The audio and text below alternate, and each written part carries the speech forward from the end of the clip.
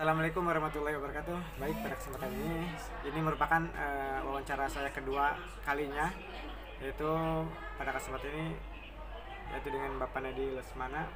Beliau merupakan Wakasek Kesiswaan dan alhamdulillah beliau juga merupakan guru penggerak angkatan kedua.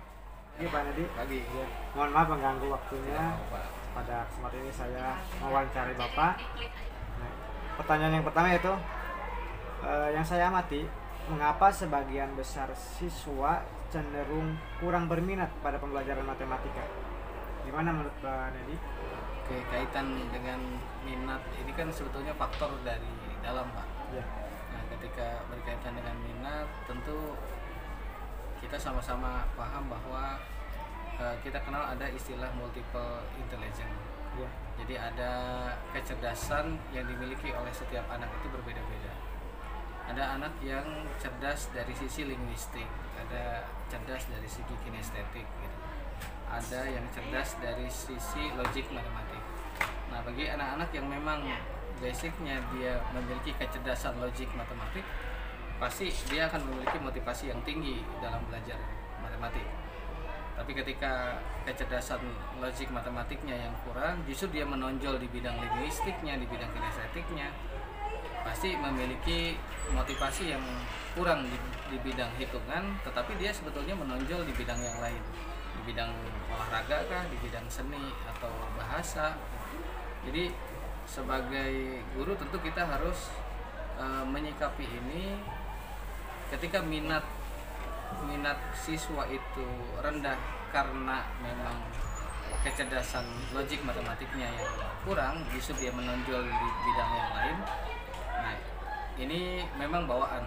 Berarti tidak bisa kita paksakan. Tidak bisa paksakan ketika minatnya ini bersumber dari kecerdasan dari multiple intelligence ini. Karena setiap siswa itu paling tidak ada empat kecerdasan dominan. Bisa jadi di siswa yang kurang minat di bidang matematik ini, mungkin di bidang linguistik, di bidang kinestetik, di bidang naturalis dia lebih menonjol. Di bidang interpersonalnya mungkin lebih bagus dibandingkan dengan logik matematik. Tetapi ketika minatnya ini bersumber dari luar, misalkan karena soal yang sulit, kemudian karena metodologi pembelajaran yang monoton, nah ini yang bisa diubah, bisa diperbaiki. Saya rasa berkaitan dengan minat itu. Jadi sebagai guru kita identifikasi dulu ini minat rendah ini bersumber dari mana? Apakah dari faktor dari luar atau memang dari dalam kecerdasan logik matematiknya yang memang dari awal sudah tidak bagus. Artinya bukan berarti tidak bagus, artinya dia menonjol di bidang yang lain. Cukup menarik. Berarti artinya itu. Nah, artinya yang bisa diperbaiki dari sisi faktor dari luar. Kemudian kita kan sebagai guru yang harus profesional ya Pak ya. Kita apa saja setelah kita mengidentifikasi bahwa ternyata kemampuan siswa itu karena minat kurang itu karena kemampuan logik matematiknya yang kurang. Ya. Nah, gimana sikap kita untuk minimal menyeimbangkan? Nah, kita harus mendorong. Artinya begini, di pembelajaran diferensiasi ini, nah diferensiasi di sini maksudnya begini, ketika Pak Suhanda bagus di logik matematik, 1 kali 2 kali belajar langsung paham, sedangkan orang yang kemampuan logik matematiknya kurang, itu perlu 5, 6, 7 kali latihan baru kemudian paham. Nah, ini yang kita dorong. Diferensiasi itu letaknya di situ. Gitu. Jadi ada siswa yang kemampuan logik matematiknya bagus, dia 2 kali belajar sudah paham. Nah, yang kita dorong itu ketika dia logik matematiknya kurang, maka diferensiasi, cara belajarnya harus beda. Gitu. Jadi kalau temanmu yang bagus itu 2 kali belajar harus sudah paham, maka kamu harus latihan lebih gitu, minimal lebih dari 2 kali, 3 kali, 4 kali, 5 kali sampai dia paham. Nah, di situ letak diferensiasi. Berarti kita harus menyiapkan waktu khusus ya untuk anak tersebut, yang terutama yang tertinggal tersebut ya. Kalau begitu, cara dia belajar, Pak. Cara dia belajar. Jadi ketika kita memberikan materi kepada mereka, maka kita dorong mereka untuk belajar lebih. Gitu. Jadi cara dia belajar dengan gayanya masing-masing itu yang perlu ditingkatkan. Jadi dia harus punya kesadaran, oh iya saya harus belajar lebih gitu. Ketika ketika temannya hanya 15 menit ya saya harus 1 jam. Jadi Si anak tersebut ya? dorongan kita itu, jadi Ya. belajar mengulang pelajarannya, dia mengerjakan latihan soal, itu yang kita dorong. Artinya tidak harus kita memberikan bimbingan tambahan gitu Ya, di luar jam. syukur-syukur ketika kita ada bimbingan tambahan, kita bina, kita bantu. Ketika itu memungkinkan ya sangat bagus sekali gitu. Nah, itu untuk solusi yang rendah logik matematikanya ya. Kemudian jika ya ternyata kesalahannya itu terjadi pada guru yang mengajar, yaitu tadi terjadi monoton, berarti kita harus memperbaiki Ya, cara kita mengajar. Nah, saya sih selalu berpendapat bahwa seorang guru itu berhenti mengajar bukan ketika dia pensiun. Justru guru itu berhenti mengajar ketika dia berhenti belajar.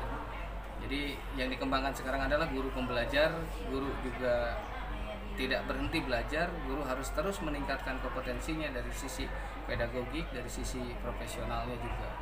Gitu. Jadi model-model pembelajaran, kemudian metode-metode pembelajaran, hal-hal kebaruan ini yang perlu guru itu selalu senantiasa mempelajari dan selalu mengembangkan diri, sehingga proses pembelajaran di kelas tidak melulu monoton dengan satu metode, tapi dengan bervariasinya model pembelajaran, metode yang digunakan, pendekatan yang baru, strategi yang baru, ini tentu akan memberi warna baru dalam pembelajaran matematika. Saya rasa itu Cukup menarik dan banyak ilmu yang saya dapatkan berkaitan dengan motivasi siswa atau peserta didik yang kita ajar. Itu tadi saya simpulkan ya ada 2 ya, bisa dari diri sendirinya motivasinya ya, atau dari eksternal. Eksternal di sini berarti gurunya dalam cara mengajarnya. Jadi artinya guru itu harus selalu belajar supaya tidak terjadi tadi kata monoton dalam mengajarnya. Ada beberapa siswa ketika kita dalam matematika ya ada soal cerita, kita sodorkan soal cerita, si anak tersebut lemah sekali untuk memahami soal cerita yang kita berikan, literasinya berarti kurang. Nah, bagaimana cara untuk memotivasi agar anak tersebut minat bacanya meningkat atau ada kemauan? Nah, terkadang kita memahami bahwa literasi itu adalah membaca gitu. Padahal dari literasi ini kalau kita anggap tingkatan berarti ada mulai pertama literasi digital, literasi informasi. Bagaimana dari apa yang dia baca kemudian dia dapat mendapatkan satu poin informasi tentang apa yang dia baca. Jadi literasi itu tidak hanya anak bisa membaca gitu, tapi apa yang isi yang ada di dalam bacaan itu dia dapatkan. Nah, setelah mendapatkan informasi itu kemudian dia memilah mana informasi yang diperlukan, mana yang tidak, atau kaitannya dalam soal ini tentu mana informasi-informasi yang dibutuhkan untuk mendapatkan jawaban nantinya gitu. Jadi ya penting sekali untuk melatih literasi, untuk melatih membaca anak ketika berhadapan dengan soal, informasi yang ada di dalam soal itu apa gitu. Jadi memang ini tingkat literasinya yang perlu dilatih, perlu ditingkatkan. Baik, terima kasih. Kemudian saya juga pernah mempraktekkan di kelas ketika mengajar,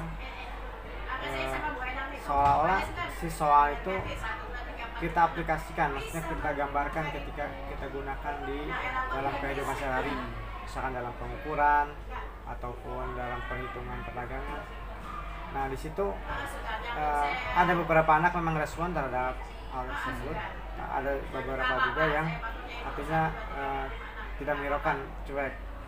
Mereka hanya bisa menangkap materi itu dari mencatat saja, artinya tidak memiliki perkembangan gitu dalam hal materi yang saya ajarkan tersebut, tidak berkembang sendiri. Nah, bagaimana untuk menyikapinya? Kalau yang seperti ini ya balik lagi ke motivasi sih intinya Pak. Jadi ketika motivasi belajarnya bagus, jadi treatment yang kita berikan ke dia responnya pun akan positif. Jadi kalau sudah motivasinya rendah, apalagi dengan pelajaran yang dalam tanda kutip matematika dianggap pelajaran yang sulit gitu kan, pelajaran yang seram, ditambah dengan motivasi yang rendah, ya udah selesai gitu. Motivasinya rendah, ditambah pelajarannya sulit, ya akhirnya putus asa, dia tidak ada usaha untuk berkembang gitu. Maka fokus ke artinya yang bagus, yang sudah bagus, yang ini juga kita pertahankan. Yang masih kurang, yang masih sangat low, masih sangat rendah, ini juga perlu bagaimana sedikit terangkat gitu. Jadi memang harus ada treatment, harus ada mungkin ada apa sih istilahnya klinik. Jadi kalau biasanya orang sakit dibawa ke klinik, orang yang kurang dalam pelajaran pun kita masukkan ke dalam klinik itu sendiri untuk mendapatkan tambahan. Nah, di sini tadi kan dibahas untuk kendala itu terjadi bisa saja dengan gurunya, faktor eksternal. Nah, itu kendalanya guru yang tidak inovatif. Nah, bagaimana untuk menciptakan guru yang inovatif tersebut? Ini sebetulnya butuh langkah yang komprehensif sebetulnya, Pak. Karena balik lagi ketika guru yang inovatif, pertanyaan yang serupa muncul biasanya, kenapa guru menggunakan metode konvensional di kelas, kan gitu. Jadi saya sih beranggapan sampai saat ini banyak guru-guru yang masih dalam tanda kutip saya menyebutkan bahwa metode konvensional itu masih menjadi primadona gitu. Masih menjadi primadona, kenapa? Karena untuk mempraktekkan model-model pembelajaran itu butuh persiapan yang cukup. Ditambah ketika pelajaran-pelajaran yang membutuhkan sarana dan prasarana dalam menyampaikan materinya. Keterbatasan infokus di kelas, di sekolah juga itu berpengaruh. Ketika guru di sekolah hanya punya infokus 2-3, sedangkan gurunya banyak, ya akhirnya malas untuk menggunakan fokus. Satu, dorongan sarana juga diperlukan. Yang kedua, ketika ganti kurikulum dari kurikulum satu ke kurikulum yang kedua, dari kurikulum yang satu ganti ke kurikulum yang lain, yang menjadi permasalahan adalah hanya mengganti administrasi gitu. RPP menjadi apa, silabus menjadi apa gitu. Hanya administrasi yang menjadi sorotan. Padahal yang terpenting adalah bagaimana di dalam kelas gitu. Bagaimana guru menggunakan model pembelajaran, bagaimana murid menjadi subjek di dalam pendidikan gitu. Nah, ini yang penting. Justru setiap kali disupervisi yang ditanyakan adalah administrasi pembelajaran. Harusnya ketika supervisi itu langsung di dalam kelas gitu, perhatikan bagaimana guru mengajar, tidak hanya memeriksa administrasi, karena administrasi di atas kertas bisa kita rekayasa sebagus apapun, tapi ketika di dalam kelas itu adalah real bagaimana guru mengajar. Nah, sebaiknya sistemnya diganti. Ketika ganti kurikulum, yang fokus itu adalah bagaimana di dalam kelas, bukan hanya fokus mengganti administrasi gitu. Saya pikir itu. Yang kedua, kita perhatikan bagaimana pelatihan dari in-house training ke in-house training, yang dibahas adalah administrasi gitu. Berapa banyak pelatihan yang kemudian membahas tentang model pembelajaran, berapa banyak pelatihan yang kemudian membahas tentang pengelolaan kelas. Nah, ini harus diperbanyak sebetulnya daripada memperbanyak pelatihan tentang administrasi gitu. Ini yang penting. Jadi guru harus banyak dilatih bagaimana langsung ke praktiknya gitu. Tidak hanya terfokus pada administrasi saja. Kalau hanya terfokus pada administrasi, ya pendidikan kita hanya ya di atas kertas saja. Akhirnya nanti mau kurikulum diganti berapa kali pun di kelas akan tetap berjalan seperti biasa, tidak ada perubahan. Itu saya pikir sangat menarik. Jadi artinya tadi terkendala untuk menciptakan ya guru yang inovatif itu bagaimana dari sarana prasarana, tindakan dari pemerintah dan guru itu sendiri mungkin ya. Nah, kemudian yang menarik ini, guru-guru yang sudah ikut pelatihan pun, apalagi sekarang yang PPG ini kan dituntut untuk menjadi guru yang profesional gitu. Nah, nanti begitu sudah lulus di PPG dan setiap guru-guru kebanyakan godaan untuk kembali ke metode konvensional itu sangat besar. Pertama, di matematika pasti akan berasa sekali bahwa banyaknya konten yang harus diajarkan ke siswa gitu. Satu bab tentang tentang lingkaran, itu konsepnya berapa yang harus diajarkan ke siswa. Jadi begitu banyak materi yang harus diajarkan, sedangkan waktu dalam satu semester ini terbatas. Gitu. Artinya materi yang harus diajarkan ke anak begitu banyak dengan keterbatasan waktu. Kalau harus menggunakan model pembelajaran, satu materi itu cukup lama. Gitu. Bahkan kita untuk menemukan definisi dari lingkaran atau menemukan jari-jari itu seperti apa, itu butuh waktu yang lama ketika kita mengajak murid untuk mengkonstruksi ilmu pengetahuan. Tapi ketika menggunakan metode konvensional, dijelaskan 2 jam pelajaran itu materi selesai plus latihan soal. Nah ini yang jadi godaan berikutnya untuk kembali itu tepat sekali, Pak. metode konvensional. Itu yang saya rasakan. Ternyata ketika kita menggunakan metode yang tidak konvensional itu memerlukan waktu yang cukup lama. Iya. Nah, harapan saya dalam hal ini adalah ayo dong pemerintah ketika ingin pembelajaran yang berkualitas, ketika ingin mengajak siswa mengkonstruksi ilmu pengetahuan, bahwa konten kurikulumnya dikurangi gitu. Jadi dalam satu semester itu nggak usah banyak-banyak materi lah. Jadi materinya sedikit tapi dipelajari secara mendalam itu jauh lebih baik daripada banyak materi tapi yang dipelajari hanya kulit arinya saja gitu. Jadi ketika ganti kurikulum mengharapkan pendidikan yang lebih baik dengan model-model pembelajaran yang diterapkan, jadi kurangi konten yang harus disampaikan ke siswa supaya guru punya keleluasaan waktu untuk mengajarkan satu konten ini mungkin dari berbagai cara gitu. Kalau saya dulu di guru penggerak, satu materi ini dipelajari dari berbagai sisi gitu, mulai dari baca dulu terlebih dahulu, kemudian melalui diskusi, kemudian bagaimana kita mengoneksikan antar materi gitu. Jadi materinya satu tapi dipelajari dengan berbagai cara, itu jauh lebih mendalam daripada banyak materi tapi dipelajari dengan cara konvensional. Ya, banyak sekali yang saya dapatkan di sini. Terima kasih.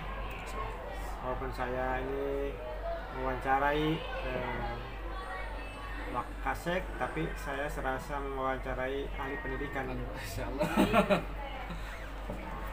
Mungkin itu saja dari saya ya untuk memenuhi tugas. Terima kasih kepada semua tim yang membantu termasuk Ibu Panedi selaku Wakasek, dan beliau juga merupakan guru penggerak angkatan 2. Alhamdulillah mereka sangat mendukung sekali untuk kegiatan saya untuk memenuhi tugas-tugas yang diberikan dalam kegiatan PPG ini. Terima kasih. Assalamualaikum warahmatullahi wabarakatuh.